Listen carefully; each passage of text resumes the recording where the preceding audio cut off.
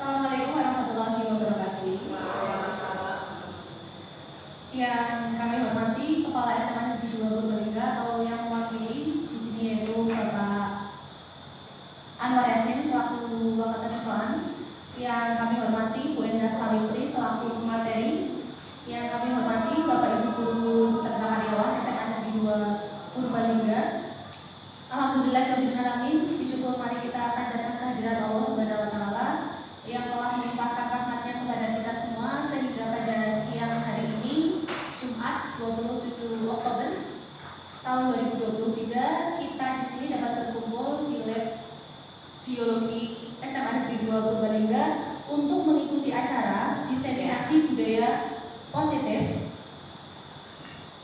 menyebarkan pemahaman dan pengalaman penerapan budaya positif yang nantinya akan disampaikan oleh pemateri yaitu Ibu Endah Sawitri.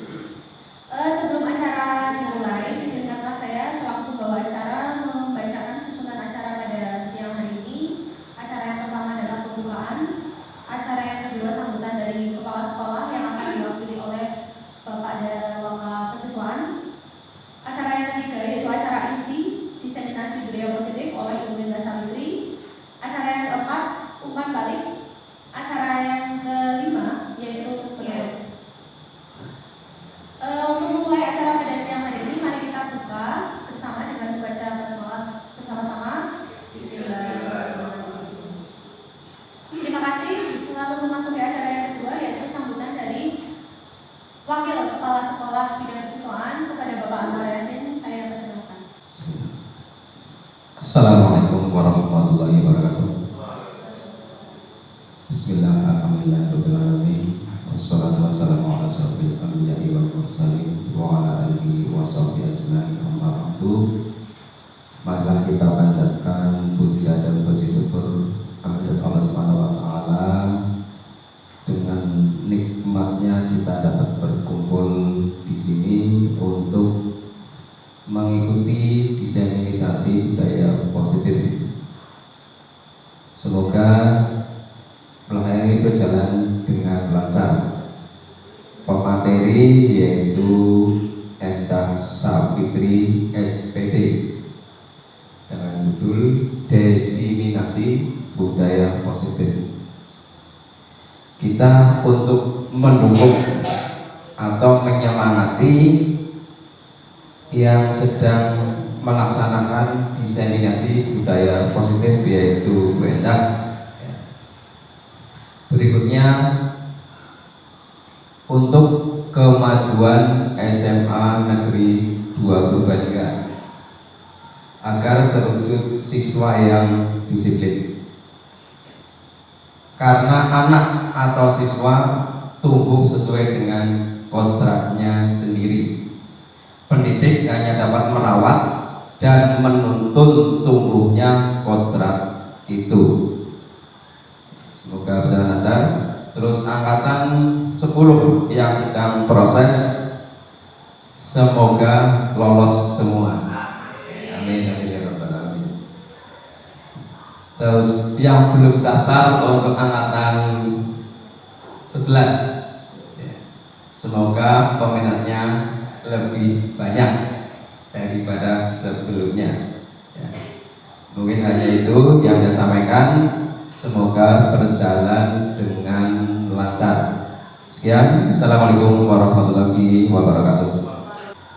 Terima kasih pada Bapak Anwar Yasin yang sudah memberikan sedikit sambutannya. Memasuki acara yang ketiga yaitu acara inti yaitu diseminasi budaya positif yang akan disampaikan oleh Ibu Endah Sawitri SPD calon guru penggerak angkatan 9 yaitu menyebarkan pemahaman dan pengalaman penerapan budaya positif. Kepada Bu Endah selaku pemateri kami persilakan.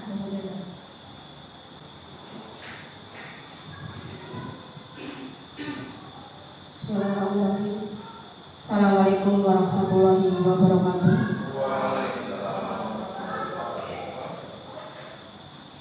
Bapak Anwar Yasin SPD selaku Wakil Kepala Sekolah, Bapak Ibu guru serta karyawan yang saya hormati, alhamdulillahirobbilalamin. Pada kesempatan siang hari ini bersama-sama di ruang biologi bisa berkumpul dalam rangka saya. Ini salah satu tugas saya yang keempat di akhir modul 1. Jadi di modul 1 itu ada 4 modul. Nah, di akhir modul 1 itu supaya membuat aksi nyata, yaitu aksi nyata budaya positif. Nah, pada kesempatan hari ini, pada siang hari ini, alhamdulillah diberi kesehatan, diberi kesempatan sehingga saya bisa melakukan aksi nyata ini. Harapannya bisa berjalan dengan lancar, dan begitu juga saya mengucapkan terima kasih kepada Bapak Ibu semuanya yang telah memenuhi undangan saya. Semoga kebaikan Bapak Ibu akan terbalas oleh Allah Subhanahu wa taala. Amin. Sebelumnya di sini supaya tidak apa ya? Tidak sepanang, tidak tegang.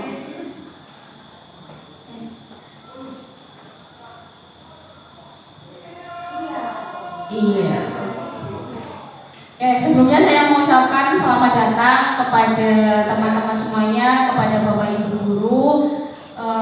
Mari bersama-sama kita berkolaborasi, saling mendukung demi mewujudkan disiplin positif di sekolah kita tercinta, yaitu SMA Negeri 2 Purbalingga atau Semanda. Next, di awal mari kita bersama-sama untuk bisa ber-ice breathing ria sebelum saya melanjutkan materinya. Nanti di sini saya bukan bermaksud, mohon maaf, bukan bermaksud untuk menggurui. Di sini nanti sama-sama belajar, kita sharing. Apabila nanti di dalam paparan saya masih banyak kekurangan, mohon masukannya juga, karena saya yakin Bapak Ibu di sini semuanya juga sudah sering sekali mendengarkan istilah budaya positif atau bahkan disiplin positif. Oke, sebelum materi saya sampaikan, mari kita ber-ice breathing ria. Bapak Ibu, monggo boleh berdiri semuanya.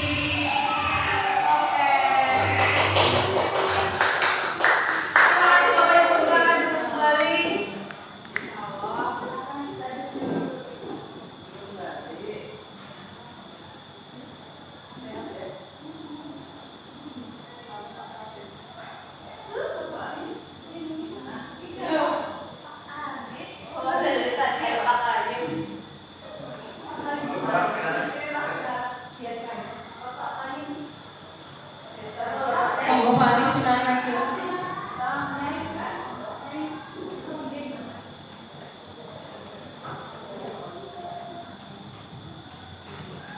Oke, sudah cukup panas nih Bu, karena hawanya juga sedang panas. Yang penting hati kita selalu dingin. Amin. Oke, pada aksi nyata kali ini atau di dalam modul budaya positif itu ada beberapa topik atau ada beberapa materi. Yang pertama nanti yaitu terkait dengan perubahan paradigma belajar, kemudian disiplin positif. Yang ketiga nanti ada kebutuhan dasar manusia, kemudian motivasi perilaku manusia. Yang kelima adalah keyakinan kelas. Yang keenam adalah posisi kontrol. Dan yang terakhir nanti adalah segitiga restitusi. Untuk yang pertama yaitu terkait dengan pembelajaran dengan paradigma baru. Kita tahu bahwasanya pembelajaran dengan paradigma baru dirancang berdasarkan prinsip pembelajaran yang terdiferensiasi. Harapannya atau sehingga nantinya siswa itu bisa belajar sesuai dengan kebutuhan dari tahap perkembangannya untuk mewujudkan profil pelajar Pancasila, yang mana profil pelajar Pancasila profil pelajar Pancasila ini yang saat ini sedang digalakan atau yang sedang digembor-gemborkan, dan saya yakin Bapak Ibu semuanya di sini sudah sangat hafal sekali apa saja itu profil pelajar Pancasila. Ada apa saja Bapak Ibu untuk profil pelajar Pancasila?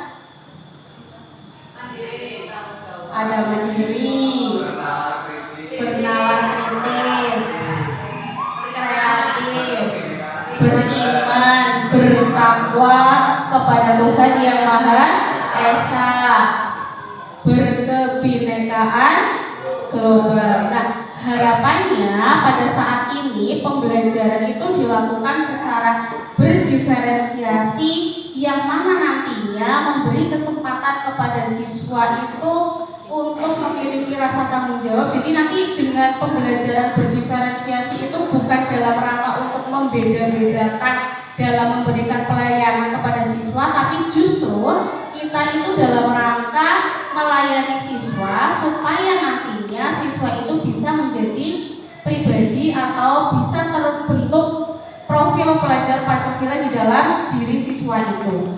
Itu harapan dari pembelajaran dengan paradigma baru, yaitu dengan pembelajaran berdiferensiasi. Kemudian yang berikutnya adalah disiplin positif. Bapak Ibu di sini pasti sudah sangat sering sekali, bahkan sudah paham sekali dengan kata disiplin positif. Kalau menurut Bapak Ibu disiplin sendiri itu apa, Bu?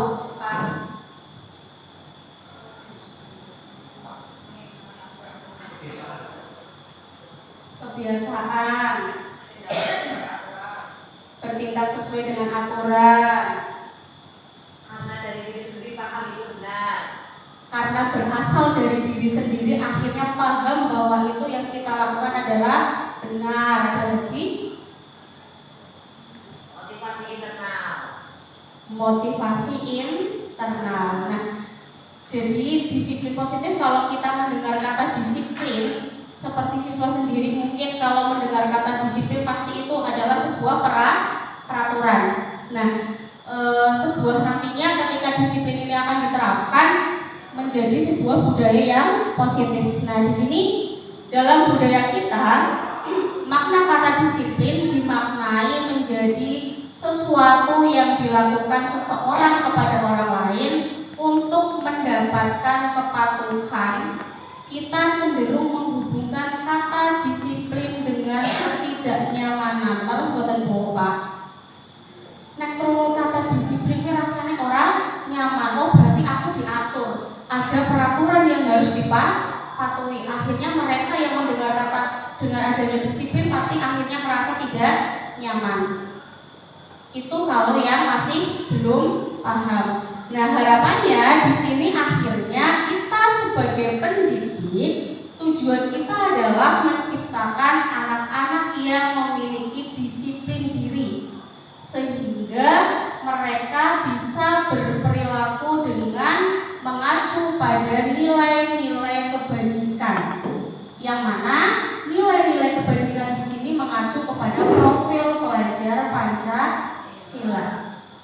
dan memiliki motivasi, harapannya adalah motivasi intrinsik, bukan motivasi ekstrinsik.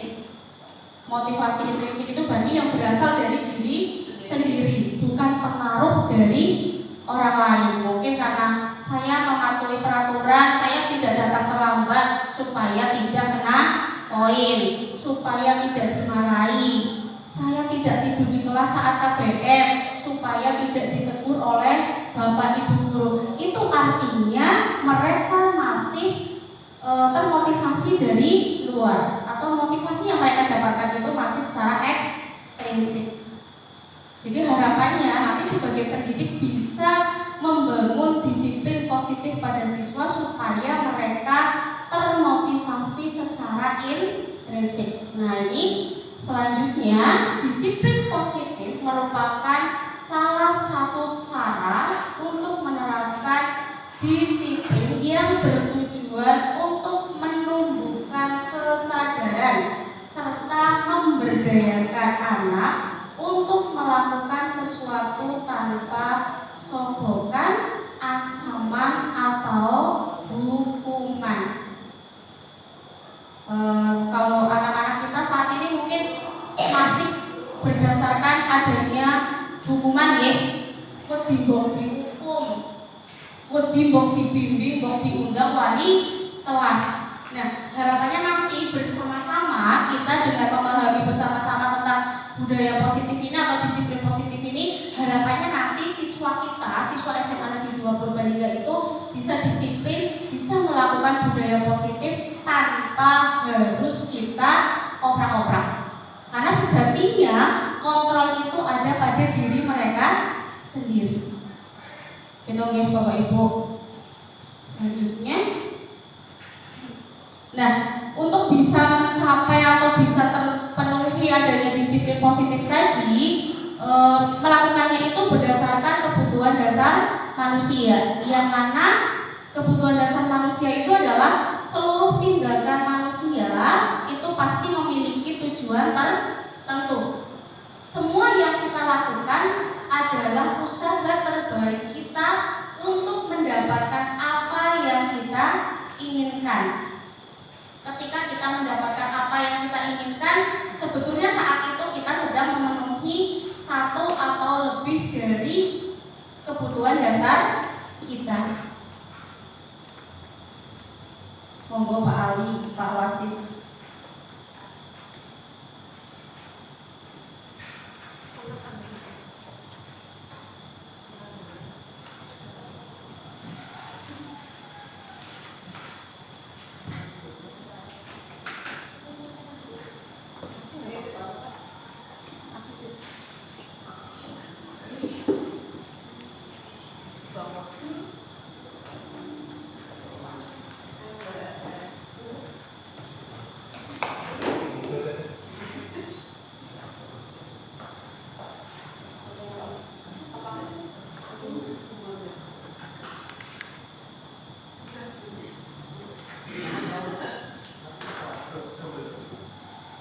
Oke, saya dulu lanjut Bapak Ibu. Oke, iklan sebentar. Jadi ketika ada seorang murid yang melakukan suatu perbuatan yang kita anggap itu adalah bertentangan dengan nilai-nilai kebajikan, atau bisa dikatakan mereka itu melanggar peraturan, hal itu sebenarnya mereka itu sedang gagal dalam rangka memenuhi kebutuhan dasar mereka. Mungkin ketika ada siswa yang datang terlambat, atau ada siswa yang tidur saat pelajaran, kebutuhan dasar mereka, kebutuhan dasar siswa itu mungkin membutuhkan suatu ketenangan, kesenangan. Itu nanti di belakang ada kebutuhan dasar manusia itu sebenarnya apa sih? Nah ini kebutuhan dasar manusia itu yang pertama adalah bertahan hidup. Ini pasti setiap manusia ingin hidupnya bertahan, butuh makan, butuh minum, itu dalam rangka untuk bisa bertahan hidup. Kemudian ada kebutuhan dasar berupa kasih sayang dan rasa ingin diterima, ingin dimengerti. Kayaknya kurang perhatian, jadi kurang diperhatikan. Itu juga merupakan sebuah kebutuhan dasar. Kemudian ada kebutuhan dasar yang namanya penguasaan. Kemudian ada yang namanya kebebasan. Dan ini ketika ada siswa kita yang kayaknya senang bentrowakan atau senangnya kayak ngomongnya seru banget, berbicara dengan teman dekat seperti ini, tapi rasanya kayak di lapangan, itu sebenarnya mungkin karena mereka ingin atau menginginkan sebuah kebebasan. Nah, nanti tugas kita itu adalah mengarahkan supaya kebebasannya itu bisa tetap terpenuhi, namun dalam kondisi atau tempat yang sesuai. Jadi kebutuhan dasar mereka nanti tetap terpenuhi. Kemudian kebutuhan dasar manusia yang berikutnya adalah kesenangan. Siapa di sini yang tidak ingin senang hidupnya? Tidak ada. Nah itu, jadi ini adalah kebutuhan dasar manusia. Jadi ketika ada siswa yang melanggar peraturan, itu bisa dikatakan mereka sedang gagal dalam mencapai kebutuhan dasar mereka. Kata Bapak Ibu? Oke. Nah, kemudian tadi di awal juga disampaikan adanya motivasi intrinsik dan motivasi ekstrinsik. Nah, motivasi perilaku manusia.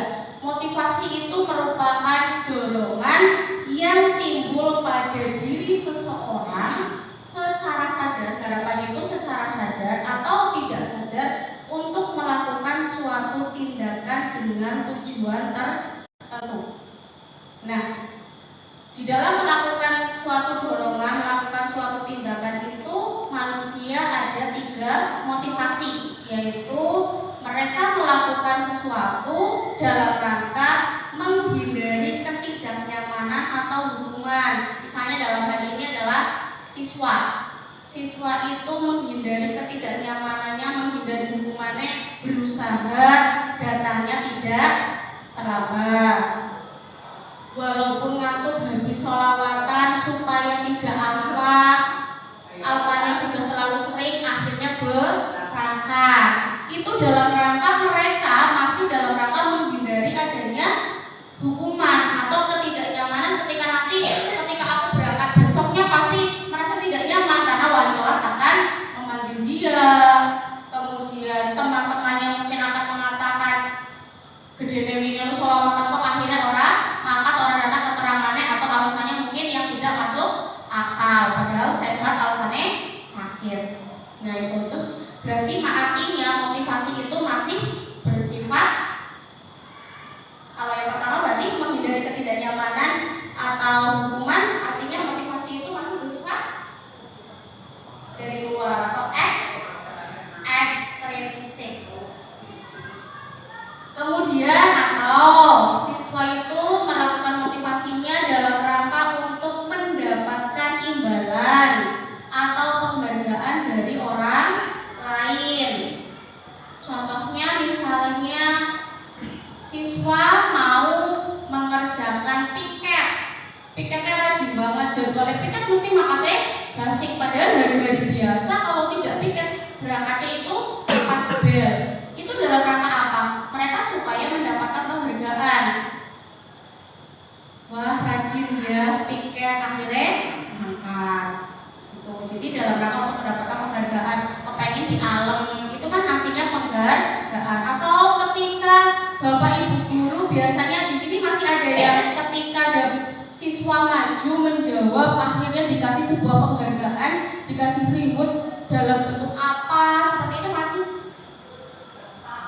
tepuk tangan, oke, jempol. Harapannya hanya berupa motivasi. Jadi harapannya di sini untuk membiasakan siswa melakukan sebuah disiplin yang positif. Jangan dibiasakan kita untuk memberi sebuah penghargaan berupa barang. Jadi cukup ketika ada siswa yang menjawab betul atau berani dia menjawab, berani dia menyampaikan pendapat, beri dia applause atau beri dia jempol, betul yang disampaikan oleh Bu Eni.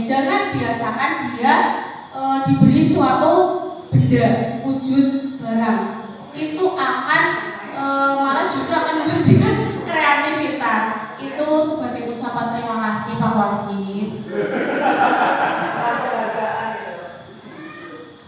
Itu berarti contoh Pak Wasis mau hadir karena ingin dihargai.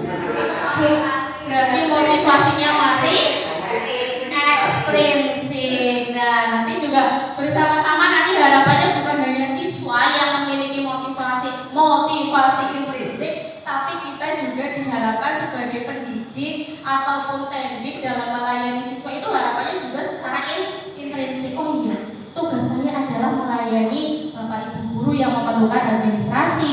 Kita sebagai guru juga tugasnya adalah melayani siswa. Jadi lahirkan itu motivasinya secara intrinsik.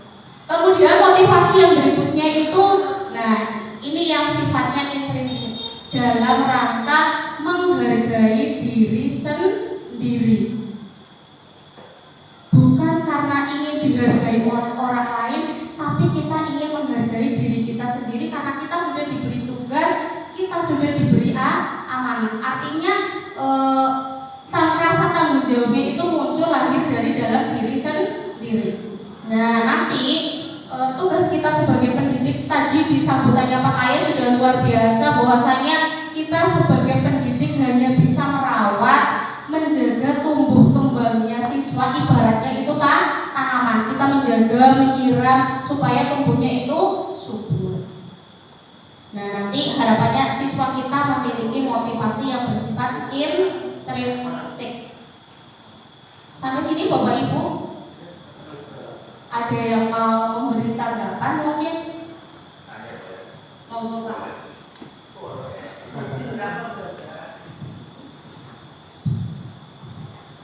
Assalamualaikum warahmatullahi wabarakatuh. Ya, tanya tentang kedisiplinan ini.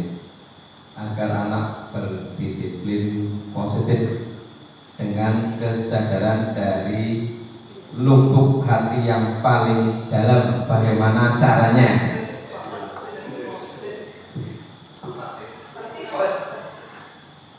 Pertanyaan yang sangat luar biasa sekali. Beri aplaus dulu untuk Pak Ayah. Ini sudah wujud sebuah penghargaan. Tadi di awal saya sudah menyampaikan bahwa harapannya adalah siswa kita bisa memiliki kesadaran untuk melakukan disiplin positif. Bagaimana caranya? Bagaimana Bapak Ibu caranya? Mungkin berawal dari kita yang di sekolah membuat sebuah disiplin positif atau sebuah kesepakatan dari sekolah, adanya kesepakatan atau yang dulu bahasanya adalah tata tertib supaya disepakati bersama-sama antara guru, kemudian siswa, nanti disosialisasikan. Ketika sudah disosialisasikan, harapannya awalnya mungkin memang mereka takut untuk melakukan itu. Namun setiap kali mereka melakukan atau ada yang menyimpang dari disiplin positif yang ada, kita selalu mengingatkan.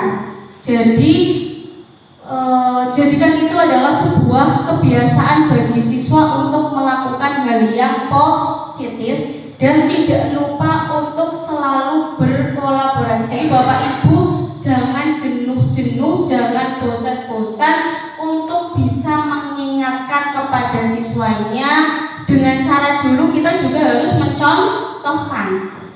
Misal, kalau sekarang kita sedang membudayakan, kalau saya adalah budaya es tomat, esnya itu saya ambil dari 5S. Nah, saat guru piket berjejer di depan, usahakan kita juga tidak berat untuk memberikan senyuman kepada siswa. Jadi bangun dulu karakter pada diri kita sebagai pendidik, karena ada istilah guru digugu lan ditiru. Jadi contohkan dulu yang baik. Harapannya dengan kita memiliki karakter atau disiplin yang diharapkan dari siswa nantinya akan dipenuhi, kita kita juga harus bisa memenuhi disiplin itu terlebih dahulu. Jadi berawal dari diri kita sendiri dulu Pak Kaye, dengan mencontohkan, kemudian tadi sudah dibuat adanya kesepakatan, kita ingatkan siswa untuk melakukan itu.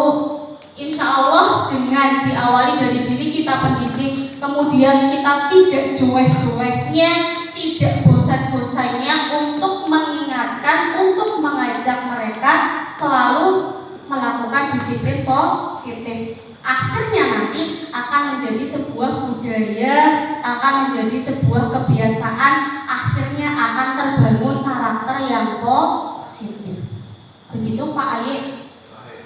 Alhamdulillah. Wonten malih.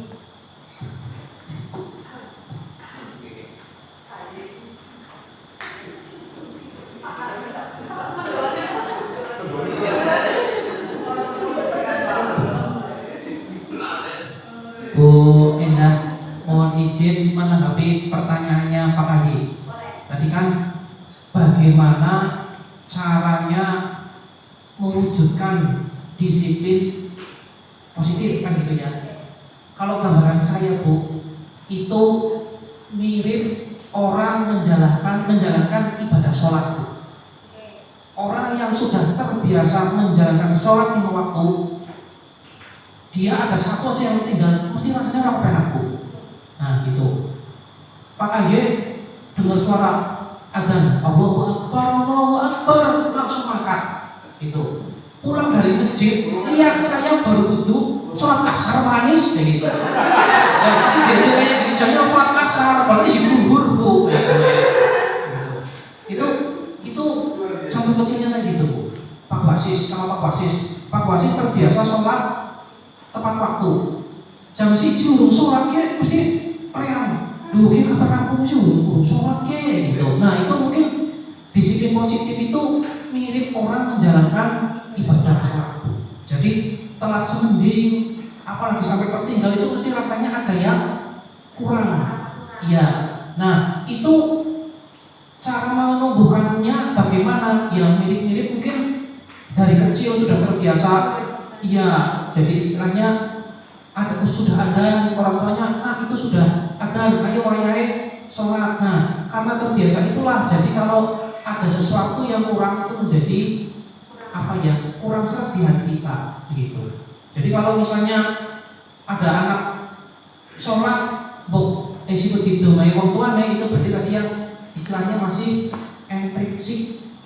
Ya, nah kalau kayak Pak Aye dengar adzan sudah langsung menyat, itu Pak Aye sudah intrinsik. Begitu Pak Aye. Aplaus untuk Pak Aye. Terima kasih. Tanggapannya tidak perlu ditanggapi ya Pak Anis. Jadi menerapkannya itu kita mengarahkan kepada siswa, anggap untuk membudayakan positif itu layaknya kita mengerjakan sholat wajib atau kewajiban-kewajiban kita yang lain. Ngerti Bapak Ibu? Oke. Saged dipun lanjut? Saged. Oke, next. Nah, ini. Yang selanjutnya adalah hukuman dan penghargaan. Ini. Dalam menjalankan peraturan ataupun keyakinan kelas atau sekolah, bila mana ada suatu pelanggaran, tentunya sesuatu harus terjadi. Artinya kalau ada yang tidak sesuai dengan keyakinan kelas, artinya dia melakukan pelanggaran, atau ada sesuatu yang ada akibatnya, ada sebab, ada akibat. Kemudian yang kedua ada istilah lagi, tindakan terhadap suatu pelanggaran pada umumnya berbentuk hukuman atau konsekuensi. Jadi sebuah tindakan yang dianggap itu melanggar nanti bentuknya, tindakannya nanti diberi hukuman atau konsekuensi. Mungkin kalau yang sekarang masih berpikiran seperti itu, nanti kita pahami bersama-sama. Kemudian dalam pembahasan ini itu akan mengenalkan program disiplin positif yang dinamakan restitusi. Sampun ada midhanget Bapak Ibu? Tembe nggih mawon. Alhamdulillah tesis saged dipun paringi midhangan. Next. Nah ini ada yang belakang kalau kurang kelihatan mohon maaf ya, yang depan set. Nah di situ ada beberapa tindakan atau bisa dikatakan itu adalah sebuah pelanggaran. Mohon tolong untuk yang pertama di situ masuknya ke hukuman atau konsekuensi Bapak Ibu. Kalimatnya adalah mencatat 100 kali di dalam buku dengan kalimat saya tidak akan terlambat lagi karena terlambat ke sekolah. Jadi dia itu menulisnya 100 kali di buku karena dia datang sekolah terlambat, akhirnya dia menulis saya tidak akan terlambat lagi. Itu maksudnya apa? Hukuman. Oke. Kalau yang kedua, Pak Wasis lari mengelilingi lapangan basket 2 kali karena terlambat hadir di sekolah. Maksudnya hukuman. Oke. Yang ketiga, murid diminta untuk push up 15 kali karena tidak menggunakan masker ke sekolah. Hukuman. Menggantikan kertas tugas teman yang telah dicoret-coret. Konsekuensi. Yang berikutnya, membersihkan tumpahan air di meja tulis. Konsekuensi. Murid disuruh untuk mengenakan sepatu seharian di sekolah karena tidak mengenakan sepatu hitam. Maksudnya tidak mengenakan sepatu seharian di sekolah. Kon orang nganggo sepatu akhirnya kayak gitu. Murid disuruh untuk tidak menggunakan sepatu seharian di sekolah karena konangan orang nganggo sepatu hitam 100%. Konsekuensi. Ayo kalau mesti. Coba kita lihat. Yang terakhir dulu, lari mengelilingi lapangan basket 2 kali karena terlambat 10 menit. Untuk pelajaran PJOK. Yang terakhir konsekuensi Bu ini. Karena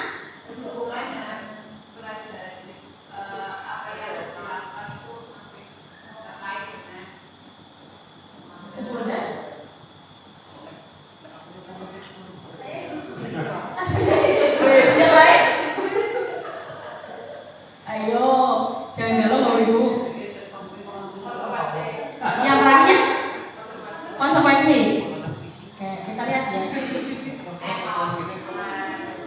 Yang pertama tadi jawabannya adalah hukuman. Mencatat 100 kali di dalam buku kalimat saya tidak akan terlambat karena dia datang terlambat ke sekolah. Antara terlambat dengan menulis sebanyak itu onten hubungannya boten? Wonten. Ketika tidak ada hubungannya, tidak menunjukkan nilai kebajikan, itu berarti dianggap sebuah hukuman. Sudah merupakan sebuah kesepakatan apa belum?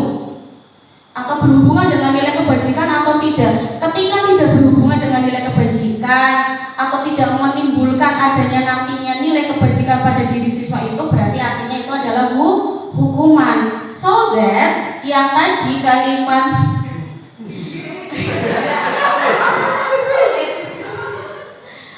kemudian yang tadi menggantikan kertas tugas teman yang telah dicoret-coret. Tadi jawabannya apa? Konsekuensi. Wonten hubungannya boten antara mencoret-coret sih dicoret-coret nopo? Kertasnya. Makanya suruh mengganti kertas. Tapi nasinya ngoret-ngoret kertasnya kancane, terus akhirnya diundang gurune kon push up, mlebune nopo? Hukuman. Terus tadi yang terakhir yang masih galau, lari mengelilingi lapangan basket 2 kali.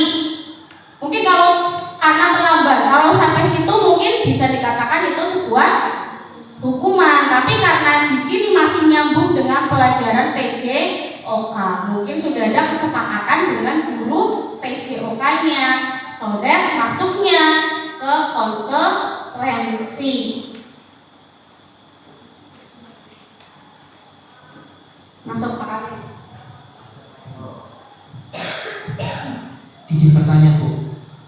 tadi kan terlambat 10 menit keliling lapangan basket 2 kali. Ini masuk kategori ke konsekuensi karena ada pelajaran EJOK. Bagaimana kalau terlambat pelajaran agama disuruh nulis istighfar 10 lembar misal, atau terlambat pelajaran TIK suruh ngetik Microsoft buku kayak gitu. Itu kategorinya konsekuensi atau hukuman? Maksudnya konsekuensi atau hukuman Bapak Ibu? Konsekuensi, karena ketika sudah berhubungan dengan mapelnya, kemudian sudah ada kesepakatan antara murid dengan guru di awal, begitu? Oke, lanjut. Berarti ya?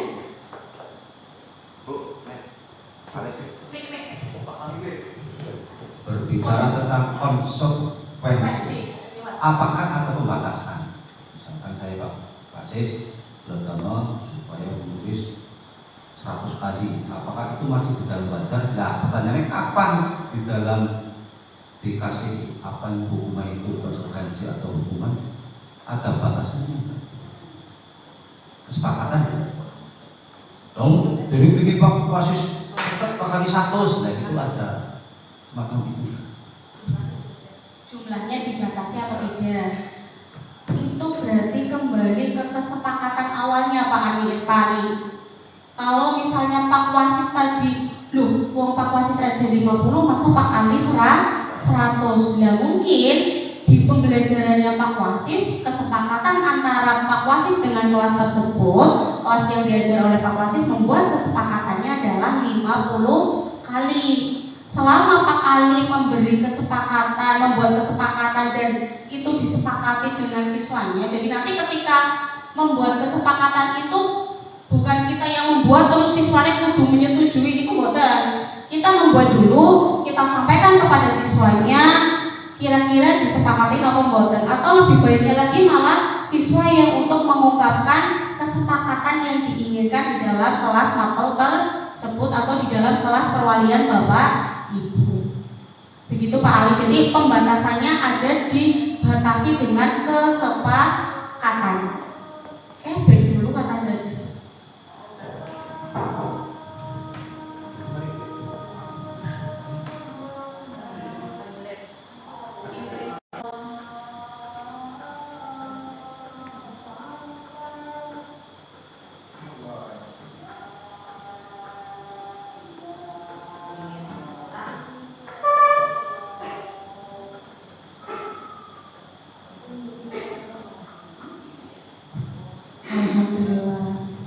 lanjut nih Bapak Ibu, terkait dengan hukuman dan konsekuensi, mari kita pahami bersama-sama perbedaan antara hukuman dan konsekuensi.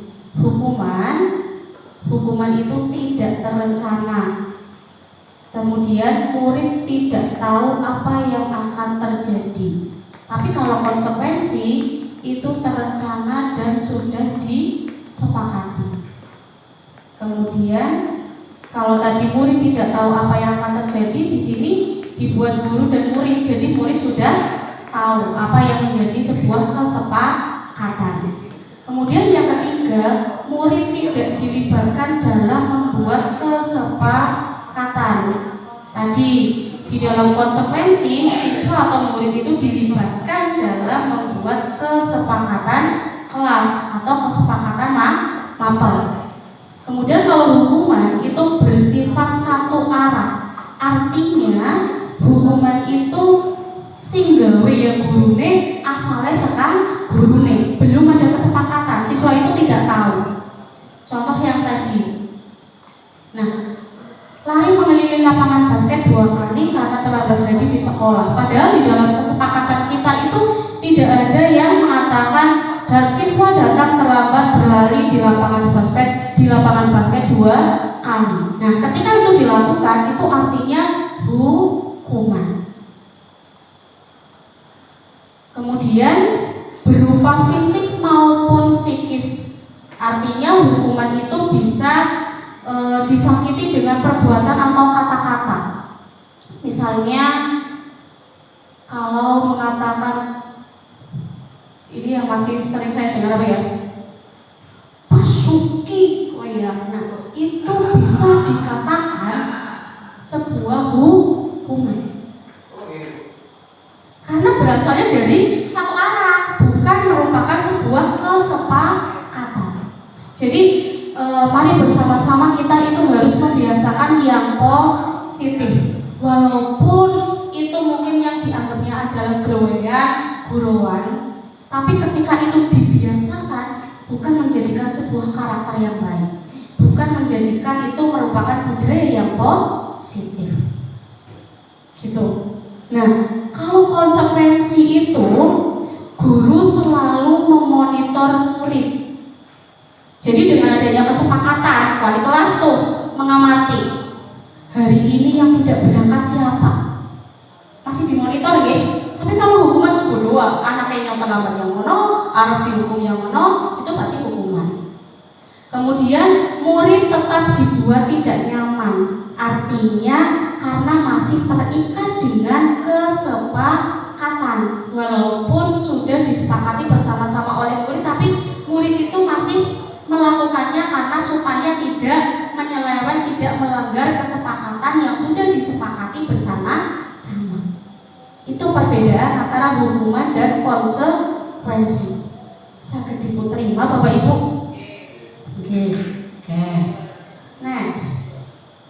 Nah, baik penghargaan maupun hukuman adalah cara-cara mengontrol perilaku seseorang yang menghancurkan potensi untuk pembelajaran yang sesungguhnya.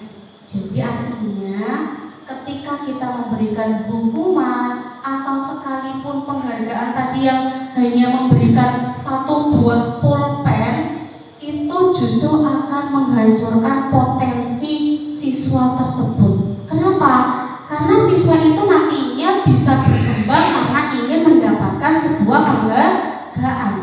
Siswa itu tidak melanggar sebuah kesepakatan karena supaya tidak mendapatkan hukuman.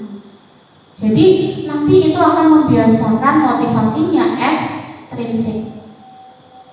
Kemudian tindakan memberikan penghargaan nilainya sama dengan menghukum seseorang. Nah, di sini harapannya restitusi bisa menjadi sebuah pendekatan untuk menciptakan disiplin positif. Nah, yang akan kita bahas yaitu restitusi, bukan Ristiani kelas 12 bukan. Itu malah salah. Hati-hati. Nah, restitusi adalah proses menciptakan kondisi bagi murid untuk memperbaiki kesalahan mereka sehingga mereka bisa kembali pada kelompok mereka dengan karakter yang lebih kuat.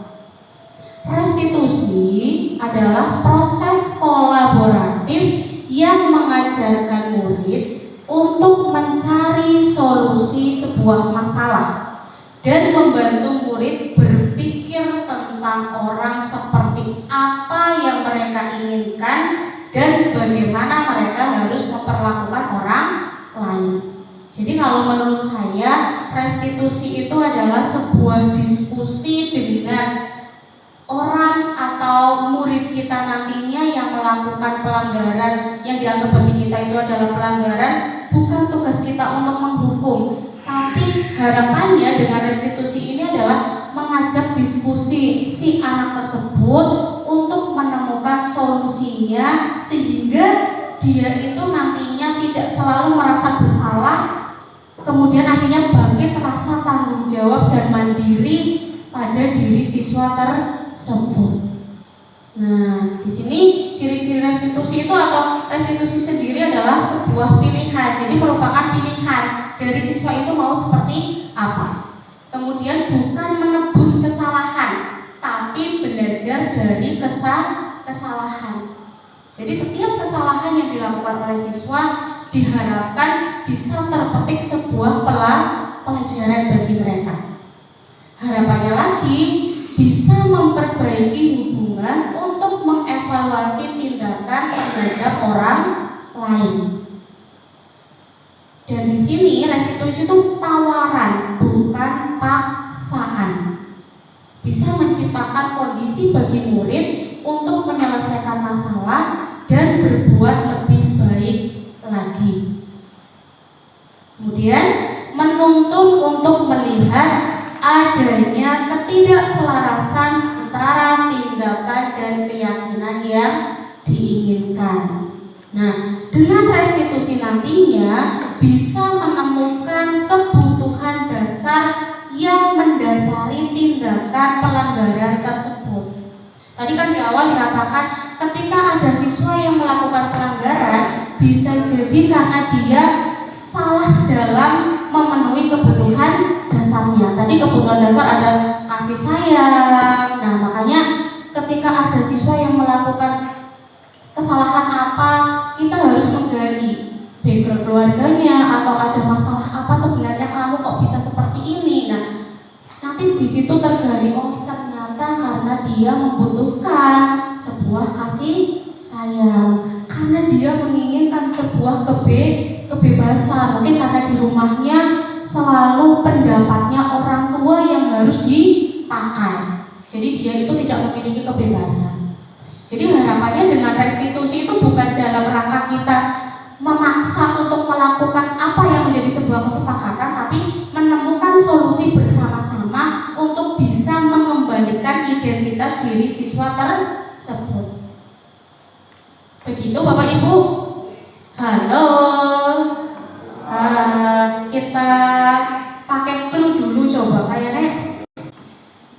Di sini ada clue. Kalau tadi pagi itu clue-nya adalah bumi itu bulat. Bumi itu apa Pak Sis? Bumi itu bulat. Kalau tiang bendera itu pasti lurus. Arep dirubungna ya lurus, arep dimiringna ya lurus. Gitu ya? Oke. Kalau tadi pagi clue saya adalah bumi itu bulat. Kalau sekarang clue-nya adalah tiang bendera. For example, 1 ditambah 7 hasilnya adalah 3.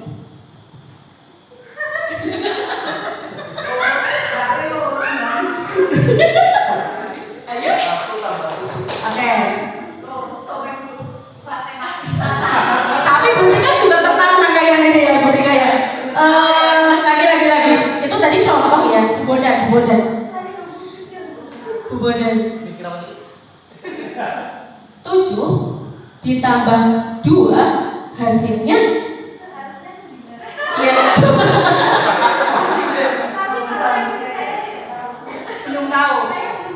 Belum. Makanya 7 ditambah 2 dengan clue tiang bendera itu lurus, hasilnya Wedi Tiga. Pak Wasis 11 ditambah 15 hasilnya tiang bendera itu lurus. 11 ditambah 15 hasilnya 5. berapa yuk? 5. 11 ditambah 15 hasilnya adalah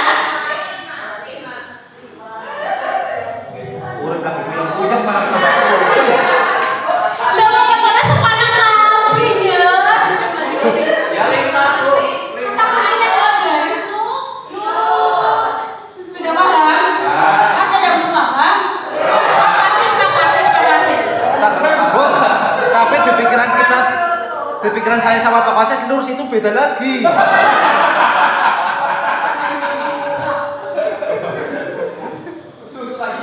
Susah ya.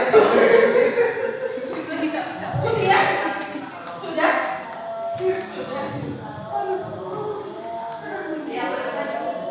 Nanti PR ya. Sudah cukup mumet? Oh lagi.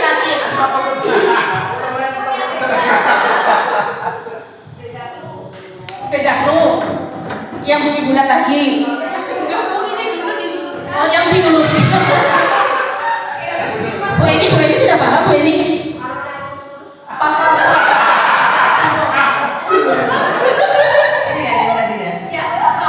Yang tadi yang 11 sampai 15.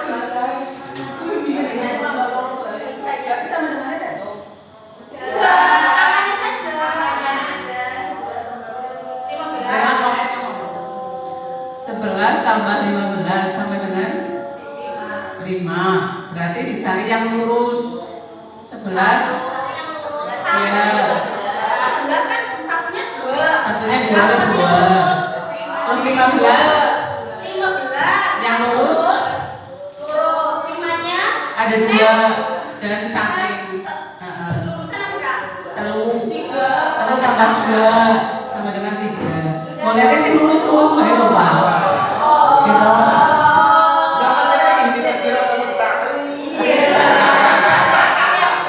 Itu juga ada tujuannya sebagai manusia Islam. Jadi sih itu tergantung tulisannya ya, bentuknya ya. Kadang-kadang angka 15 juga yang lurus cuma 1, kayak bentuk S bawahnya.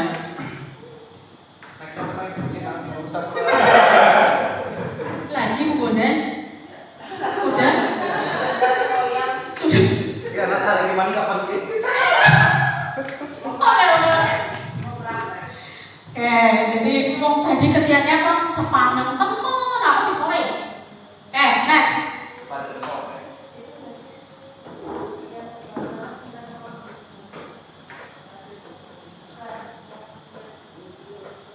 Yang mana Bu? Ini.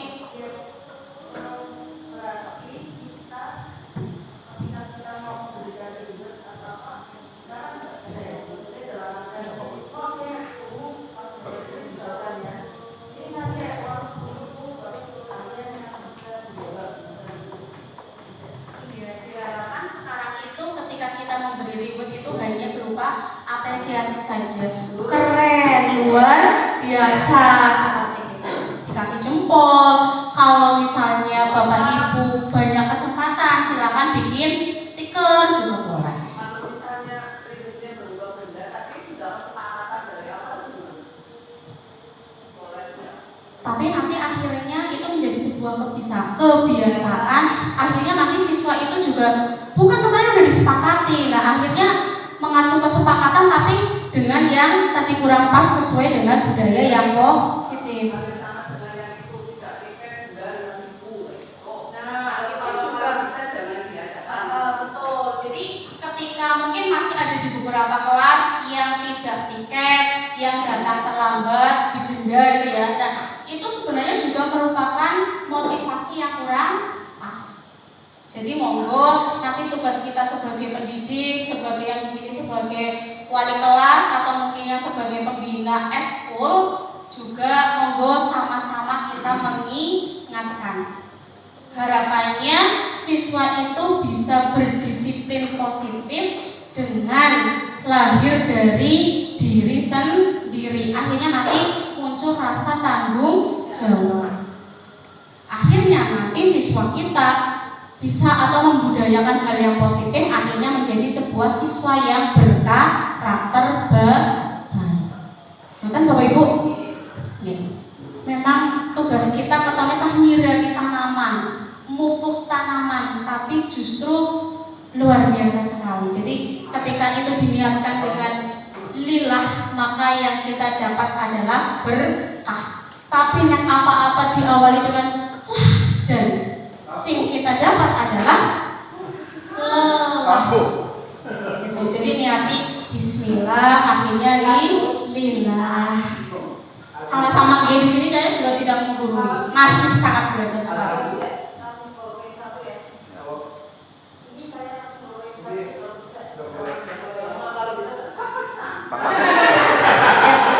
Ini jujur, sebelum saya ikut di pendidikan guru penggerak ini, saya sering beli ballpoint 1 kotak nanti untuk reward anak-anak, atau bahkan saya sering ke anak-anak yang bisa membaca menulis aksara Jawa, karena yang bagi mereka momok menakutkan di pelajaran saya adalah aksara Jawa. Saya hubungan sama Bu Warno atau bahkan dengan opsi clue-nya bilang Bu Endang seperti itu. Tapi setelah saya ikut pendidikan guru penggerak, oh ternyata ketika melakukan hal itu adalah membunuh minat atau membunuh karakter mereka. Itu. Jadi monggo bareng-bareng itu juga bisa diterapkan kita untuk di rumah, tidak hanya di sekolah saja. Itu saya lanjutkan nih Bapak Ibu. Kemudian terkait dengan masih dengan restitusi itu menguatkan karena bisa belajar dari kesalahan. Kemudian dengan restitusi bisa fokus pada karakter sehingga murid menyadari akan menjadi orang yang seperti apa. Karena tahu ada kebutuhan dasar apa yang dia butuhkan, dari situ dia menyadari aku sebenarnya kudunya masa dari wong sing seperti apa. Dia akan tahu dengan kesalahan itu. Orang juga dengan melakukan kesalahan nyengit kalau awaknya dewek itu tidak, justru memotivasi dirinya, diajak untuk berdiskusi, menemukan solusi, kembalikan dia ke identitas atau kepada diri yang betul. Selanjutnya dengan restitusi bisa fokus pada solusi, sedang tidak mencari siapa yang salah. Jadi nanti kalau di alur restitusi, nah ini ke keyakinan kelas dulu. Kalau yang ini nih, alur restitusi.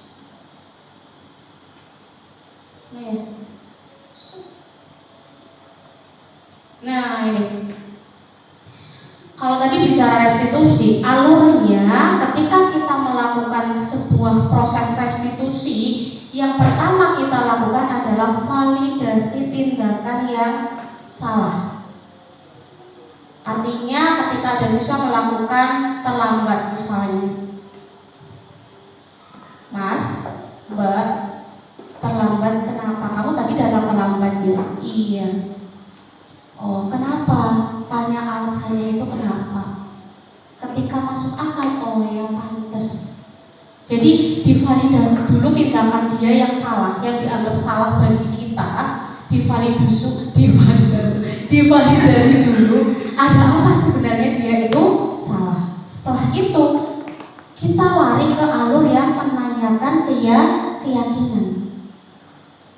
Mas, Mbak, oke, itu masuk akal kenapa akhirnya kamu datang terlambat. Tapi kiranya itu sudah sesuai belum dengan keyakinan atau kesepakatan kelas kita, atau keyakinan yang ada di sekolah kita. Keyakinan kelas apa coba? Keyakinan sekolah apa? Siswa dilarang terlambat, Bu, Pak. Nah, itu Anda tahu, kamu tahu. Nah, jadi dari situ mereka sadar. Akhirnya kita stabilkan identitas dengan dia menyadari bahwa yang dia lakukan tidak sesuai dengan kesepakatan. Kemudian sudah tahu kenapa dia terlambat, kita berusaha untuk menggali siswa untuk bisa menemukan solusinya. Kira-kira sekarang kamu bisa tetap membantu bapakmu berjualan di malam hari, tapi tetap kamu datangnya tepat waktu ke sekolah, ada tidak solusinya? Kamu tetap bisa nih membantu bapakmu jualan nasi goreng, jualan ayam goreng sampai larut malam, tapi kamu tetap tidak terlambat datang ke sekolah. Kamu tetap bisa hadir jam 6.45 atau jam 7 maksimal di sekolah. Bisa? Bisa, Bu. Bisa, Pak. Bagaimana caranya? Setelah selesai membantu Bapak Ibu, saya langsung pulang bergegas, langsung tidur. Tidak seperti kemarin atau yang tadi saya lakukan. Setelah pulang saya main HP, nge-game, akhirnya saya tidurnya tadi pagi. Akhirnya saya bangun kesiangan. Dari situ anak tahu kenapa dia bisa datang terlambat. Dari tahu kesalahan, sudah sesuai dengan kesepakatan belum? Belum. Ada solusi apa? Tadi dia sudah menemukan sebuah solusi. Nah, dengan seperti itu sudah tahu bahwa dia tidak sesuai dengan kesepakatan, dengan keyakinan yang ada, sudah menemukan solusinya, berusaha dalam rangka menstabilkan identitasnya. Besoknya tetap kita pantau. Oke, dengan seperti itu besok dicoba ya. Kamu tetap nanti malam kamu coba gamenya dikurangi, jangan sampai pagi. Nah, besoknya datang. Kita ingin memberi sebuah penghargaan, bukan penghargaan yang berupa ini mas saya kasih buku 1 pak karena kamu tidak datang terlambat, tapi cukup. Alhamdulillah, terima kasih mas mbak, kamu sudah keren, kamu sudah luar biasa, kamu sudah bisa membagi waktu dengan baik. Jadi kesenangan dia main game tetap masih bisa dia lakukan. Gitu nih Bapak Ibu. Jadi mari bersama-sama kita berusaha ketika ada siswa melakukan kesalahan, ajak dia duduk bareng dengan kita untuk merestitusi. Memang awalnya itu sulit, susah, tapi ketika nanti bukan berhenti setelah bertemu dengan duduk berdua, berbicara 4 mata, setelah itu lepas dari jamuan kita, tetap nanti ada komunikasi. Bagaimana mas, ada perubahan? Apakah kamu merasa terpaksa dengan tidak main game atau main gamenya tidak sampai pagi? Kamu masih tetap puas main gamenya? Masih tuh. Bagaimana perasaan? Jadi tidak lupa untuk melakukan refleksi. Kepenak nih Bapak Ibu? Kepenak? Kepenak. Itu juga nanti dilakukan di rumah juga dengan anak-anak. Jadi nanti bismillah ya, bismillah bareng-bareng.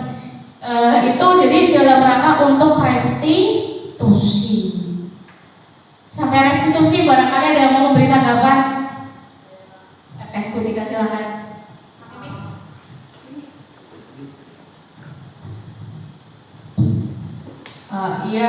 Saya ingin menanggapi kalau yang tadi Bu Enda sudah sampaikan, kalau istilahnya kalau anak melakukan kesalahan itu lebih baik ditanyakan terlebih dahulu daripada kita mungkin sebagai guru sudah menjudge anak terlebih dahulu.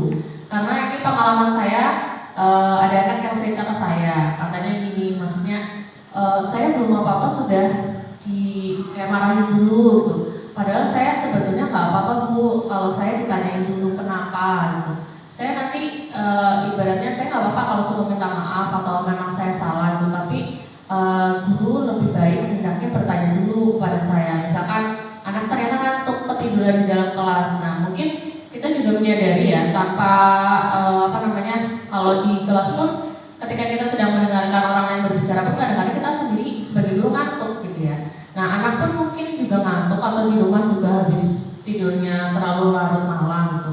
Lebih baik kita mungkin membangunkan, kemudian menyuruh untuk cuci muka terlebih dahulu, terus kita mungkin dekati, tapi jangan langsung ditanyakan di depan anak-anak atau dipermalukan. Itu anak menjadi tidak respect sama guru dan lebih merasa kayak gurunya ngomong apa sih. Nah mungkin ada baiknya bersama-sama kita seperti yang Bu Endah sampaikan tadi, tanyakan dulu ke anak, baru mungkin anak salah, kita beri bantuan masukan daripada sekedar menjudge atau ngomel-ngomel gitu, anak malah tidak respect gitu. Ya, terima kasih Bu. Oke, luar biasa. Betul yang disampaikan oleh Bu Tika. Jadi jangan sampai kita menjustice anak, ngecap anak. Kayak itu dia bocahnya telatan. Kayak bocah itu nggak ada pelajaran mesti turu. Nah, kita gali, kita dekati siswa itu ada apa sebenarnya. Ketika karena kita dalam rangka adalah tugas kita bukan hanya menyampaikan mata pelajaran saja, tapi tugas utama kita yang terpenting adalah membangun karakter siswa untuk menjadi lebih baik. Oke, kalau misalnya saya pelajaran bahasa Jawa, Bu, bahasa Jawa itu angel, ngeluwi bahasa Inggris, ngeluwi bahasa Inggris. Nah, kita gali sebenarnya ada apa. Saya juga menggali diri sendiri. Kemudian ketika ada anak, saya kebetulan wali kelas KKO, setiap kali masuk kelas pasti mereka pada tidur. Akhirnya mereka saya bangunkan, ada yang suruh cuci muka karena saking lalingnya boleh tidur. Nah dari situ malah saya mengajak diskusi, bisa kalau karena tidurnya banyak sekali seperti itu, bisa diskusinya secara satu kelas bersama-sama. Tapi kalau misalnya hanya satu orang, tolong jangan mengingatkan, jangan menegurinya di depan teman-teman. Betul yang disampaikan Bu Tika. Itu akan mematikan respeknya anak. Jadi anak itu akan merasa minder, akhirnya turun rasa percaya dirinya karena degenanya wis ngerti salah ya dong, ini golek mutna aja nang ngarepe kanca-kanca. Betul sekali apa yang disampaikan Bu Tika. Jadi monggo mari bersama-sama kita layani siswa dengan penuh kesadaran. Kita layani siswa dengan hati. Gitu nih Bapak Ibu. Kepenak ya? Kepenak. Jadi kita juga sama-sama belajar itu juga nanti melatih emosi kita. Dari dengan restitusi, dan ini juga ngurangi darah tinggi dewek. Orang akhirnya bledek, begerjong. Oke. Tadi sampai restitusi cukup ya restitusinya ya. Nah ini tadi alur di dalam segitiga restitusi itu ada 3 yang tadi sudah saya jelaskan, sudah cukup jelas nih. Yang pertama adalah menstabilkan identitas sorry, jadi dari lurus dulu sret seperti itu. Menstabilkan dulu, kemudian validasi tindakan yang salah, baru ke keyakinan, menanyakan keyakinan kelasnya. Itu alur di dalam segitiga restitusi. Ini sebenarnya ada kasus, tapi belum ya. Untuk restitusi ada yang mau praktek Bapak Ibu, ada yang jadi guru, ada yang jadi siswa. Iya, ada Pak Ali di situ. Di sini ada kasus seorang wali kelas, gurunya itu adalah seorang wali kelas. Pada jam istirahat makan siang, Anda melihat salah satu murid Anda bersama Amira sedang menangis sendirian di dalam kelas. Anda menghampiri Amira dengan mengajak berbicara. Ternyata Amira menangis karena tadi Ali sempat mengejek Amira karena nilai ulangannya lebih rendah dibandingkan nilai yang didapatkan Ali. Anda sebagai guru merasa bahwa ada keyakinan kelas yang tidak diikuti oleh Ali, dan akhirnya sepulang sekolah Anda mengajak Ali untuk berbicara. Itu gurunya. Yang Ali, Anda bernama Ali, seorang murid kelas 8 SMP Pelindung. Sewaktu jam sebelum istirahat makan siang baru dimulai, Anda melihat Amira sedang memperhatikan hasil ujian. Akhirnya dia mengejek Amira. Wonten sing pada praktek? Mau? Ayo. Ganti cerita. Cerita nih. Oh iya boleh, silakan. Berarti Pak Pasis silakan, Pak Pasis silakan. Bagaimana caranya merestitusinya? Ceritanya sih berarti sih dipanggil antara Pak Ali dan Bu Boda. Silakan Pak Pasis yang merestitusi. Monggo. Urip lagi saya boleh mau. Dari kali. Bagaimana merestitusinya? Tapi kan dibimbing berpriwe. Ya, coba disampaikan dulu. Ini harus kapan sebenarnya? Ya. Ya, lagi 2. Pak, ya saya dulu saya oke.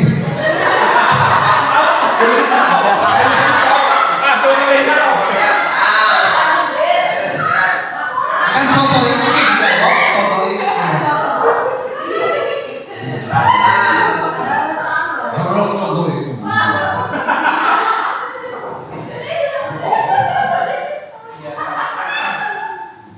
Biasanya kalau yang saya lakukan ya, saya beberapa kali melihat ketika mau ke musola, ketika saya terus jam-jam terakhir itu, saya melihat yang tadinya anak kepingin pulang sih ternyata mikirnya kepingin pulang sih ternyata orang gelap, ternyata lagi berdua. Kalau yang saya lakukan begini, misalkan si Ali ya, saya nggak pakai ya Pak mau saya. Misalkan, ngapain kalian berduaan? Mau Bali orang Bali. Pindah. Gak boleh seperti itu. Bukan komplain. Ya. Nah, itu yang saya lakukan. Nah, itu benar apa salah kalau yang saya lakukan? Kemudian kadang pas di pinggiran itu di teras duduk bareng kayak gitu sebagainya itu kayak gitu. Mas kakinya nggak boleh seperti kadang ada yang makan sambil jalan kayak gitu. Saya juga, nah termasuk saya yang akan saya tanyakan begini, ini yang masalah pacaran. Kemudian ketika ada anak yang melanggar aturan-aturan sekolah yang sesuai dengan kesepakatan bersama itu dilanggar. Kayak dulu ketika ada anak pada merokok di depan dan sebagainya itu kita ada teguran dan ada poin. Nah sekarang kira-kira konsekuensi apa yang kira-kiranya biar mereka itu tidak melakukan hal itu. Kita sudah mencoba bahwa mereka sadar sebenarnya bahwa itu salah. Terakhir saya menangani kasus tadi anak yang tidak masuk sekolah ternyata dari rumah berangkat. Sampai ibunya datang ke sini konfirmasi. Saya langsung telepon dan anaknya sadar, Pak, mohon maaf besok saya menemui Bapak.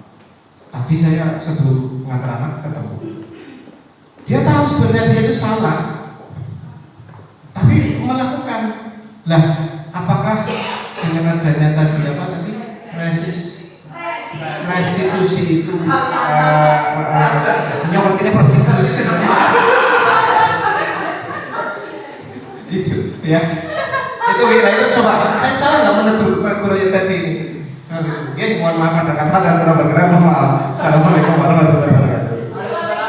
Ya soalnya Jadi apa untuk Pak Wasis dulu juga Pak Ali ngomong peragam. Pasti ya. Oke.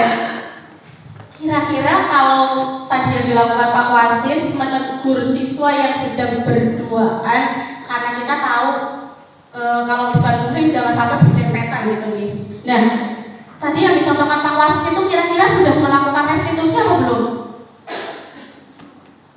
Kalau menegurnya secara langsung, menurut saya Pak Wasis, oke, kita menegur secara langsung dengan tadi kalimat seperti itu. Kita tanya, loh Mas, Mbak, lagi pada ngapain? Berduaan pojok. Wah ya balik. Oke, diingatkan boleh. Besoknya silahkan dipanggil. Jadi orang kudu wali kelas sebenarnya, karena tugas kita semuanya bukan hanya contoh mengingatkan anak untuk sholat Jumat. Sekarang ada pembiasaan keputrian, itu bukan tugas kesiswaan dan STP 2K saja. Saya mengingatkan, saya mengajak, tapi itu adalah tugas kita sebagai bapak ibu guru, tugas kita sebagai wali kelas. Tendik juga berkenan untuk mengingatkan. Orang salah mengingatkan hal kebaikan. Boten salah sih dilakukan Pak Wasis, mengingatkan itu tidak salah. Tapi kayaknya kalau hanya sekedar diingatkan itu belum masuk ke ranah restitusi Pak Wasis. Kayak jadi silakan mungkin Pak Wasis besoknya diajak berkomunikasi, diajak ngopi sambil sharing. Ada sebenarnya kalian itu apa orang wedi misalnya mojok, loroan, sing ketelu berarti mongko setan, jadi seperti itu. Nanti akhirnya dengan kesadaran itu, kalau tadi Pak Wasis menyampaikan, mereka tahu itu melakukan kesalahan. Ketika kesalahan itu kita selalu mengingatkan bahwa itu adalah hal yang salah, akhirnya nanti siswa akan sadar dan tidak melakukan. Mungkin awalnya, masalah Pak Wasis, mikir. Mungkin berawalnya ben orang kenal tegurannya Pak Wasis. Tapi dengan sering, dengan konsistensinya kita mengingatkan untuk hal kebaikan, insya Allah siswa itu akan berubah. Sing penting dapat telaten. Kalau yang tadi belum, atau bisa juga nanti jenengan kolaborasi sama wali kelas, mbok jenengan rikuh untuk mengajak diskusi. Gitu. Kemudian Bapak Ibu, itu tadi dengan restitusi. Ada lagi? Cukup ya? Oke, yang sebelumnya. Nah, kalau yang keyakinan kelas di sini, prosedur pembentukan keyakinan kelas. Tadi di awal saya sudah menyinggung, jadi bukan hanya kita sebagai wali kelas atau guru mapel yang membuat, tapi ajak diskusi siswa kita. Yang pertama, mempersilahkan warga sekolah atau murid-murid di sekolah atau di kelas untuk bercurah pendapat tentang peraturan yang perlu disepakati di sekolah atau di kelas. Kemudian mencatat semua masukan-masukan para murid atau warga sekolah. Kalau tidak dicatat ya mungkin boleh disampaikan, kemudian ditulis atau bisa dituliskan dalam sticky note. Kemudian susunlah keyakinan kelas sesuai dengan prosedur, yaitu pembentukan keyakinan sekolah atau kelas. Gantilah kalimat-kalimat dalam bentuk negatif menjadi positif. Contoh, jangan berlari di kelas atau koridor menjadi berjalanlah di kelas atau koridor. Tidak menggunakan kata negatif. Kenapa? Karena kita sedang melakukan budaya positif. Jadi membiasakan untuk hal-hal yang positif. Kemudian setelah tersusun, kalimatnya sudah disampaikan, pendapatnya sudah tercurahkan, kita tinjau kembali daftar curah pendapat yang sudah dicatat oleh masing-masing siswa.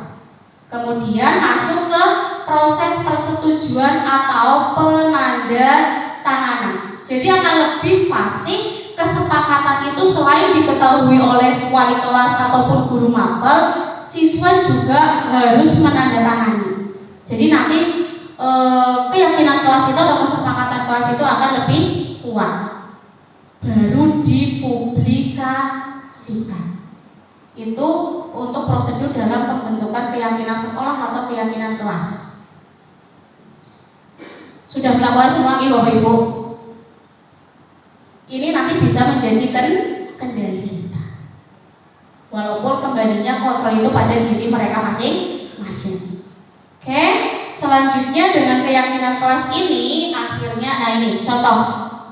Selalu kembalikan buku ke tempatnya. Ingin ada peraturan buku. Nah tadi sempat saya sama Bu Eni nih. Selalu kembalikan buku ke tempatnya. Dibuat keyakinan perpustakaannya apa ya sih pas? Kira-kira apa Bu Pak? Jadi tujuannya bocah men kembalikan buku mari gone. Kalimatnya bagaimana?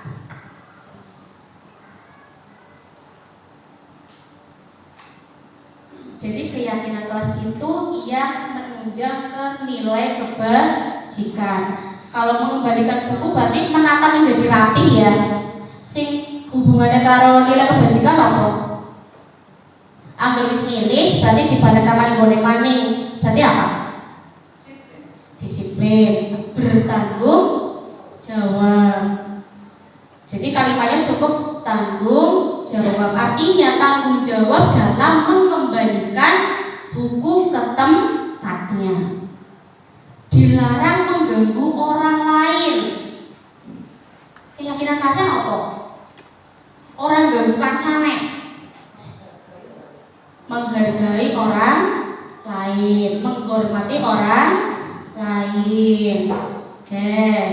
Gunakan masker. Keyakinan kelasnya apa?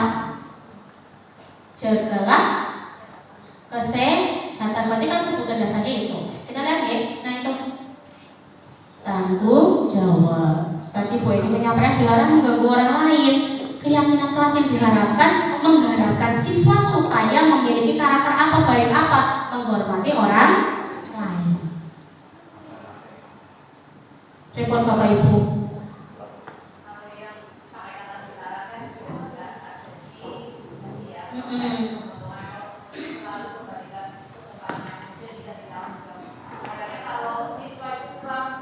Kurang mengena ya. Ya mungkin boleh ditambahi Bu, misalnya jadilah siswa yang bertanggung jawab. Nah karena di perpustakaan berarti bertanggung jawab dengan apa yang sudah digunakan fasilitas yang ada di perpustakaan. Ini seperti itu. Contohnya mengembalikan buku ke tempatnya. Berarti ditunjukkan katanya, oh, boleh Bu, boleh. Si penting aja. Boleh sih dalam kurung masih boleh. Si penting aja. Yang penting tidak menggunakan kata jangan dan tidak ataupun dilarang. Gitu. Boleh. Berarti artinya menonjolkan kata tanggung jawabnya. Berarti mengarahkan siswa supaya menjadi siswa yang bertanggung jawab. jawab. Tanggung jawab dalam hal apa? Karena di perpus mungkin mengembalikan buku yang sudah dipakai, dikembalikan ke rak buku. Bertanggung jawab lagi menata kursi yang tadinya diundur-undurakan gojegan pembaca buku, itu juga wujud tanggung jawab. Bu ini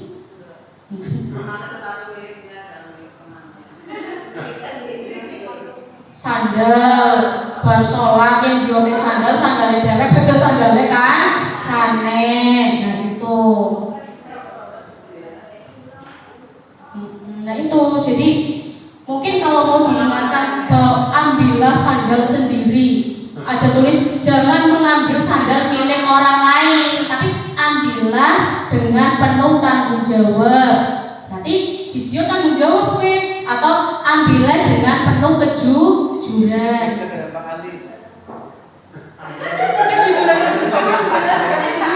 Jujur jujur gone dewek, tapi jujur gone kancane berarti orang jujur. Artinya kan berarti dilarang mengambil barang milik orang. Pak Ali gimana? Ambillah yang baik-baik dan tinggalkan. Oh iya, bisa. Ada saudara sendiri. Akhirnya oleh sadar bulu dus. Malah sadar berceng. Saudara ada sisanya tinggal. Boleh sekap, boleh kawan. Nah ini nanti juga tugas kita baru lagi Bu. Pak, ada nek dua masjid ya, alhamdulillah seneng. Tapi tugasnya dapat memberitakan siswa yang luar biasa. Dan mungkin di pelatarannya ditulisi ambillah milik sendiri.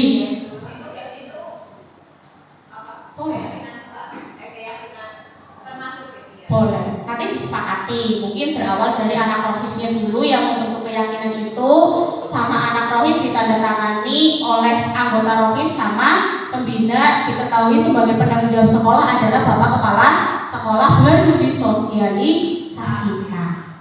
Gitu. Nah ini coba hati-hati nih Pak Bu, karena sudah sore. Asik. Posisi kontrol guru. Kita semua adalah guru. Tendik juga punya posisi. Contoh, posisi kita ada di mana Bapak Ibu? Bapak Ibu posisinya ada di mana?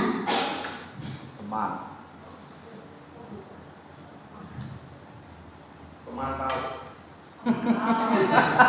Pendukung. Kan dari pengawas. Mantau. Apa telah koordinasi atau Sudah ketemu posisinya jadi siapa Bapak Ibu? Teman. Nah, kalau posisinya adalah penghukum, seorang penghukum bisa menggunakan hukuman fisik maupun verbal. Contoh, patuhi aturan saya atau awas. Ngomong awas stop, kudu hati-hati Bu Pak. Awas. Nah bocah gue wis darani ngamang. Itu bisa diharapkan nanti sama anak berupa hukuman karena berasal dari diri kita, bukan merupakan kesepakatan. Kamu selalu saja salah, selalu, pasti selalu yang terakhir selesai oleh garap ulangan. Ada yang seperti itu? Enggak, berarti bukan penghukum ya. Nah, kalau membuat rasa bersalah, biasanya guru akan bersuara lebih lembut. Beda karo nyong. Ibu sangat kecewa sekali dengan kamu. Atau Pak Ali, atau Pak Wasis, berapa kali Bapak harus memberitahu kamu ya? Diomongi kok aja berduaan, anak pojokan, sing ketelu kok setan. Gantian sing apa? Iya. Kok ngerti? Nek orang sholat, kue kira-kira barang apik atau barang Allah? Nggih Allah Pak. Dela Pak Ayus kemutakan. Artinya sebenarnya nah itu tadi Pak Wasis ngendika, sebenarnya itu mereka sadar bahwa yang mereka lakukan itu adalah salah. Berarti mungkin Pak Wasis masuk di pembuat rasa bersalah. Oke. Atau posisi teman, tadi paling menyampaikan, guru pada posisi ini tidak akan menyakiti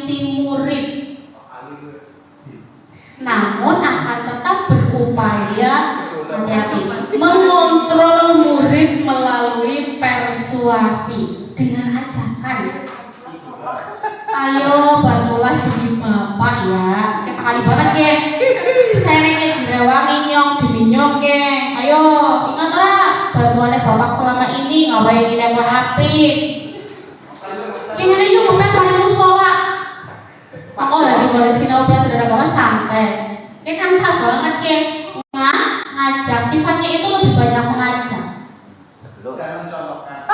dan mencontohkan. Itu karena teman biasanya akan lebih kayak terjalin kedekatannya. Tapi tolong, mungkin kalau masih posisi teman boleh, tapi tetap jaga adab kita, tetap jaga batasan bahwa kita adalah pendidik, orang tua mereka di sekolah dan mereka adalah anak kita. Tetap ajarkan unggah-ungguh pada mereka. Saya juga mungkin merasa masih sebagai teman, tapi tidak cuek-cueknya untuk bisa mengajarkan bahwa yang terpenting adalah kamu unggah-ungguh. Nek orang yang ngomong bahasa Jawa yang ngomong karo bahasa Indonesia aja mesti nganggo bahasa nyongkoe. Artinya nganggo bahasa dia. Itu kalau posisi kita adalah sebagai teman. Kalau pemantau, tadi Pak Wasis ngendika. Berarti artinya memantau berarti mengawasi. Posisi pemantau berdasarkan pada peraturan-peraturan dan konsekuensi. Peraturannya apa ya? Coba, apa yang telah kamu lakukan? Sanksi apa? Konsekuensinya apa coba? Jadi masih menghubungkan dengan adanya kesepakatan. Itu pemantau. Mungkin kita juga memantau juga ya. Tuh. Terus manajer, kalau manajer ini harapannya guru itu adalah menjadi seorang manajer. Bagaimana posisinya? Posisi di mana guru berbuat sesuatu bersama dengan murid, mempersilahkan murid mempertanggungjawabkan perilakunya. Tadi mendukung murid agar dapat menemukan solusi atas permasalahannya sendiri.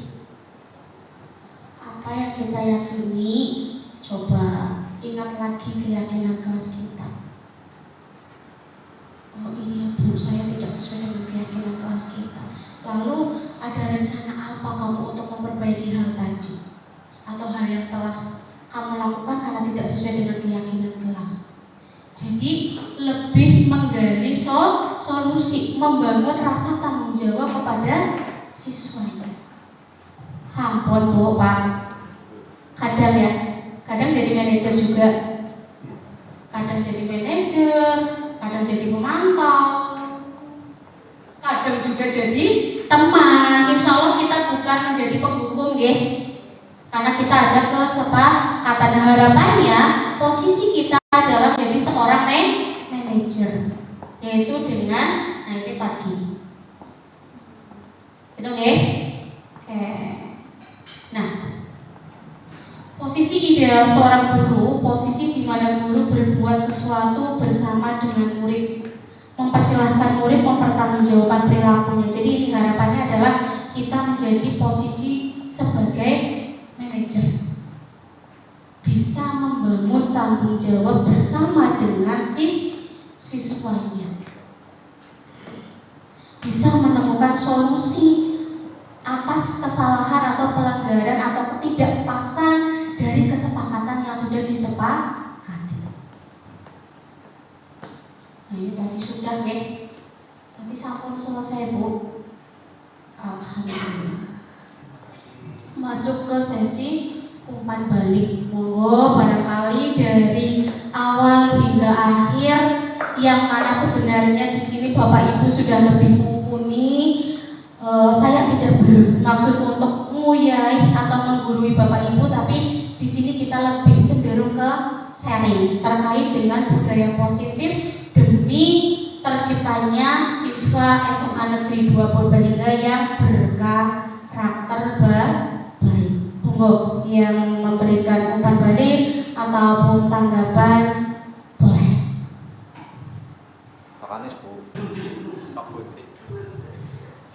Terima terima kasih Bu Endah untuk pencerahannya mengenai materi budaya positif.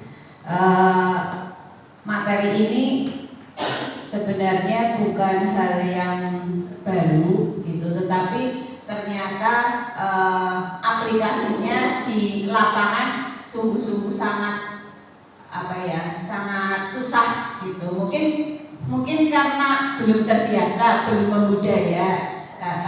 Sebagai awalan kegiatan yang dilakukan oleh Bu Endah sudah luar biasa, membuka wawasan kita semua bahwa ternyata hal positif, hal baik, hal positif yang dimiliki anak itu kalau dilakukan dengan terpaksa ternyata juga tidak baik hasilnya gitu. Paling hanya itu tadi, merasa terpaksa, akhirnya kalau sudah tidak ada pantauan kembali lagi ke semula gitu. Tetapi dengan disiplin positif yang berasal dari keyakinan mereka masing-masing, itu harapannya akan terus ada, harapannya akan selalu muncul dimanapun mereka berada, walaupun sudah tidak ada pemantauan gitu. Sehingga dari keyakinan tersebut bisa memberikan karakter yang baik selamanya gitu. Sulit gitu, susah memang, mungkin butuh waktu gitu Bu Endah gitu. Kita semua belajar untuk menuju ke sana begitu. Terima kasih.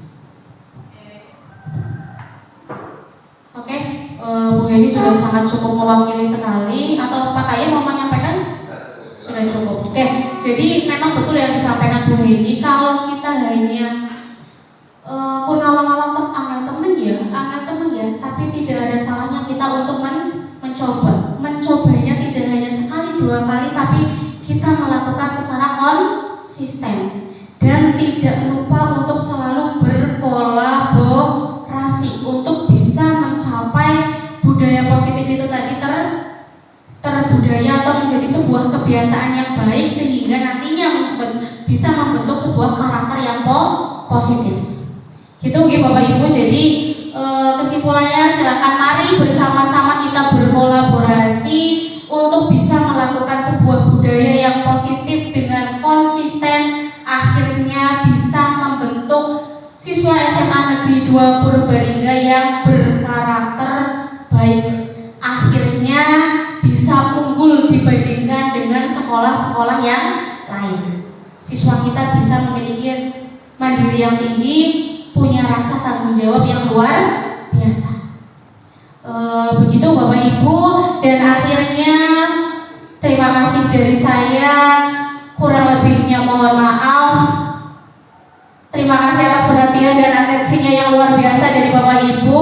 Sekali lagi saya mohon maaf. Wabillahi taufiq wal hidayah. Wassalamualaikum warahmatullahi wabarakatuh. Waalaikumsalam.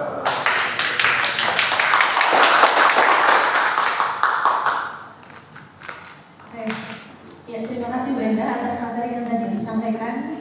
Kita sharing bersama tentang budaya positif. Berarti dengan berakhirnya tadi sesi materi tentang pemaparan budaya positif, berakhir pula acara pada sore hari ini. Jadi memang yang namanya budaya positif itu tidak mungkin cepat tumbuh atau kita lihat hasilnya dalam waktu cepat. Tidak mungkin sebulan 2 bulan atau bahkan sehari 2 hari. Jadi yang penting kita tetap berkolaborasi bersama-sama, konsisten menanamkannya, mengingatkan siswa dan diri kita sendiri supaya nantinya budaya positif itu bisa tercipta di SMA Negeri 2 Purbalingga. Oke, seperti itu. Selanjutnya saya tutup acara ini, tapi setelah saya tutup mohon Bapak Ibu nanti diminta untuk foto-foto. Oke Bapak Ibu, ya saya akhiri, mohon maaf bila ada kesalahan dari saya. Wassalamualaikum warahmatullahi wabarakatuh.